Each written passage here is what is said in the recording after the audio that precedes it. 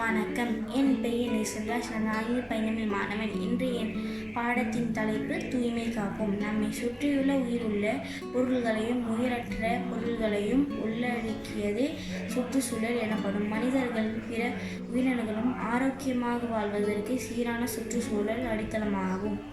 நம் போற்றும் சுற்றுச்சூழல் இயற்கையாகவும் மனிதர்களின் பொறுப்பற்ற செயல்களினாலும் மாசு அடைகின்றது. இயற்கையாக ஏற்படும் தூய்மைக்கேடு மனித வாழ்வில் பல தாக்கங்களை ஏற்படுகின்றது. ஆனாலும் அது மீண்டும் சீராக மாற்ற உண்டது எனலாம். மனித செயல்களினால் உண்டாகும் தூய்மைக்கேடுதான் மிக கொடூரமானது என கூறப்படுகிறது. இது பல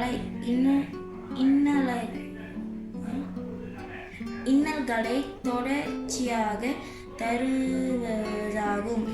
மக்கள் தொகை பெருக்கமும் தொழில்நுட்ப வளர்ச்சியும் இதற்கு மூலம் எனலாம். இவ்வாறு ஏற்படும் சுற்றுச்சூழல் தூய்மைக்கேடுகளை நிலம், நீர், காற்று, ஒளி, வெப்பம் என பல வகையான பிரிக்கலாம். மனிதர்கள் உயிர் வாழ முக்கிய தேவையாக விளங்கும் காற்று பல காரணங்களால் மாசு அடைகிறது.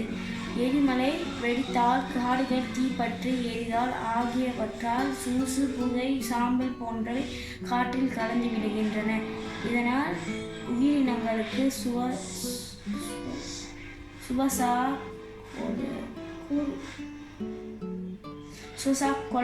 கோளாறு, தோல் வியாதிகள் போன்றவை ஏற்படுகின்றன. மனிதர்களின் நடவடிக்கைகளும் காற்று தூய்மைக்கேடு அடைகின்றன. தொழிற்சாலைகள், வாகனங்கள் போன்றவற்றிலிருந்து வெளியேற்படும் புகை காற்று மண்டலத்தை பெரிதும் பாதிக்கின்றது. இக்காரணத்தினால் வானிலை மாற்றும், பசுமையில்லா நிலை, புகை மூட்டம், உடல் நல சீர்கேடுகள் தாவரங்களுக்கு பாதிப்பை ஏற்படுத்துகின்றன.